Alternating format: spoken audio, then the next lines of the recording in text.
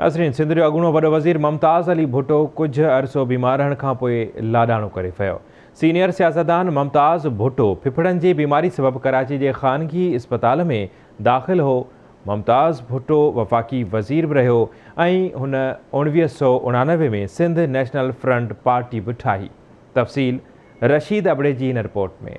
अॻूणो वॾो वज़ीर क़ौम परस्त अॻवान सरदार मुमताज़ अली भुट्टो 99 वरनि जी जमार में फिफड़नि जी तकलीफ़ सबबि कराची जे ख़ानगी इस्पताल में लाॾाणो करे विया। जंहिंजे मरतीअ जी ख़बर सिंध समेत लाड़काणे रतेदेरे नौंदेरो में पवण खां पोइ सोग छांइजी वियो आहे। रतेदेरो नौंदेरो सोग में बंदि थी वियो आहे, जॾहिं त मीरपुर भुट्टो में तॾो विछायो वियो आहे जिते अमीर बख्श भुट्टो समेत मिट माइट सियासी समाजी धुरियुनि जा अॻवान तोड़ कारकुन वॾे अंग में पहुचणु शुरू थिया आहिनि। मुमताज़ अली भुट्टो पंहिंजे हयातीअ में ई पंहिंजे क़बर जो हंधु जोड़ायो जिते खेसि मिटीअ मां हाल कयो वेंदो। मुमताज़ अली भुट्टो मीरपुर भुट्टो में नबी बख्श खान भुट्टो के घर में 28 नवंबर 1933 ते पैदा थियो। मुमताज़ अली भुट्टो इब्तिदाई तालीम मक़ामी तौर ते हासिल करण बस Saint George Mussoorie Hindustan, Lawrence college Murree ऐं लिंकन इन यूनिवर्सिटी में बैरिस्टर, इंग्लैंड के ऑक्सफोर्ड यूनिवर्सिटी में मास्टर कई। सरदार मुमताज़ अली भुट्टो पीपल्स पार्टी के बानीकारन में हो। अॻूणे वज़ीर आज़म शहीद ज़ुल्फ़िकार अली भुट्टो जो सोटो। मुमताज़ अली भुट्टो 22 दिसंबर 1971 खां 20 दिसंबर 1972 ताईं सिंध जो 8हों गवर्नर रहियो। 1 मई 1972 खां 20 मई 1973 ताईं सिंध के 13 वॾे वज़ीर तौर ख़िदमतूं सरअंजाम ॾिनियूं। मुमताज़ अली भुट्टो शहीद ज़ुल्फ़िकार अली भुट्टो के वफ़ाक़ी हुकूमत में रेलवे जो वफ़ाक़ी वज़ीर पिणु रहियो। मुमताज़ अली भुट्टो सिंधी ॿोलीअ खे क़ौमी ॿोलीअ जो दर्जो ॾियारे सिंध अलाइजे जो बुनियादु पिणु रखियो।